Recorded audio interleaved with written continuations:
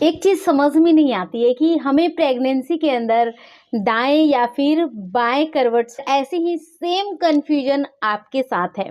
अपनी नींद से रिलेटेड बहुत सारी बातें जो है आप किसी से पूछना चाहती हैं, तो यहाँ गाइज बिल्कुल सही वीडियो पे आई हैं। जितने भी मन में आपके डाउट चल रहे हैं नींद से रिलेटेड, उन सारे एक एक पॉइंट के ऊपर बात की जाएगी।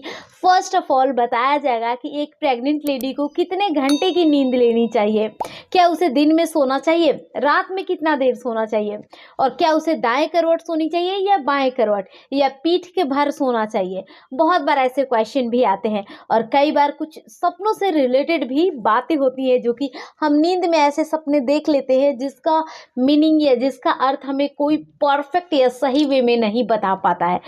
यहाँ आपको हर चीज़ का जवाब मिलने वाला है। तो चलिए गाइस, इस वीडियो को स्टार्ट करते हैं। वेलकम, मैं हूँ आप सबके साथ श्वेता और आप देख रहे हैं प्राइम मॉम चैनल। पहली बार अगर आए इस चैनल पे सब्सक्राइब कीजिएगा चैनल को, वीडियो को भी आप लाइक कर दीजिए।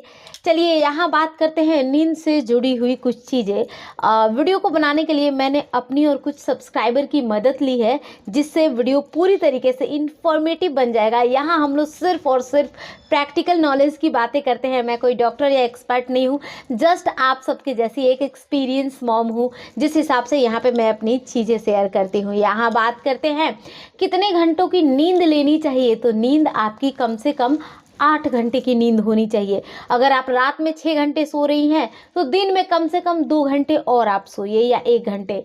कई बार ऐसा होता है कुछ महिलाओं के साथ कि दिन में उन्हें नींद नहीं आती है।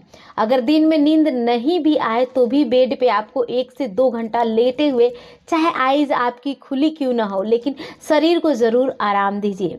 और ऐसा हो रहा है आपके साथ कि आप रात में 8 घंटे कंप्लीट कर ले रही हैं, फिर भी दिन में आप आराम कीजिए। अगर आप कह सकते हैं कि हाउस वाइफ है, अगर वर्किंग वीमेन है तो आपके साथ थोड़ी सी प्रॉब्लम होती है, ये मैं समझ सकती हूँ। तो इस केस में आप जहाँ भी काम करती हैं हर 2 या 3 घंटे पे अपने आइज़ को 4 या 5 मिनट के लिए क्लोज कीजिए, कुछ आराम दीजिए अपने आँखों को, अपने शरीर को, जिससे क्या होगा कि आपका मन थोड़ा शांत होगा। क्योंकि शरीर जो होता है बहुत सारे कार्य करता है प्रेगनेंसी के अंदर, तो इसका हमें ही ध्यान रखना होता है कि कैसे हर एक टाइम पे कुछ इंटरवल दिया जाए, जिससे आप बेहतर महसूस करेंगी। अब यहाँ बात करते हैं लेफ्ट या राइट तरफ किधर साइड सोना चाहिए, पूरा माजरा क्या है आखिर। देखिए, आपको जिस करवट में सोना चाहती हैं, या लेफ़्ट या राइट, आप उस करवट में सो सकती हैं।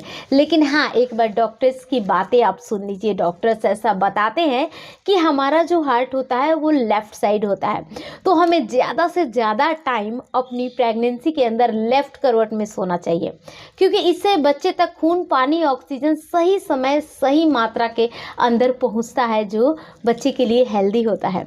लेकिन मैं ऐसी कुछ महिलाओं को जानती हूँ जो हमेशा दाएं करवट सोती थी, कभी कभार बाएं करवट सोती थी, उनका बच्चा भी स्वस्थ हुआ। जो ऑलरेडी बाएं करवट सोती थी, जैसे मैं सोती थी, तो मेरा बच्चा भी जैसा है स्वस्थ है। आप लोगों को ऑलरेडी पता है ये चीज़ें। तो लेकिन आप कोशिश कीजिए कि बाएं करवट हर कुछ 1-2 घंटे पे कुछ देर के लिए ज़रूर जाइए। और यहाँ एक चीज़ पे क्वेश्चन मार्क आता है कि ऐसा क्यों होता है कि किसी महिला को दाएं करवट में सोना पसंद है, वहीं किसी महिला को बाएं करवट में सोना। ये सारी जो चॉइसेस होती है ना, हमारे कंफर्ट के हिसाब से होती है। अगर आपका बच्चा पेट के अंदर नाभि के राइट साइड में ज़्यादा झुकाव है, बच्चे का भारीपन आपको राइट साइड में ज़्यादा समझ आ रही है, तो आप राइट साइड ही झुकोगे। और अगर आपके बच्चे का झुकाव आपको लेफ़्ट साइड में समझ आ रही है, तो आप लेफ़्ट साइड ही, लेफ़्ट करवट में सोओगे। तो यही चीज़ें सोने का तरीका होता है। सपनों से रिलेटेड अगर हम बात करते हैं तो कई बार आम के सपने देखना, सांप के सपने देखना, डरावने सपने देखना, तरबूज के सपने देखना, अमरूद के सपने, अलग अलग चीज़ों के सपने देखना, ये एक बिल्कुल नॉर्मल सी प्रक्रिया है। प्रेगनेंसी में आप ज़्यादा सोचती है, जिस हिसाब से उन चीज़ों के सपने आते हैं। आई थिंक इस सारे डाउट को क्लियर किया। कुछ पूछना है तो अब भी नीचे कमेंट कीजिए मुझे। Thanks for watching guys. मिलती हूँ कल की सुबह वाली वीडियो में, तब तक के लिए bye bye and take care.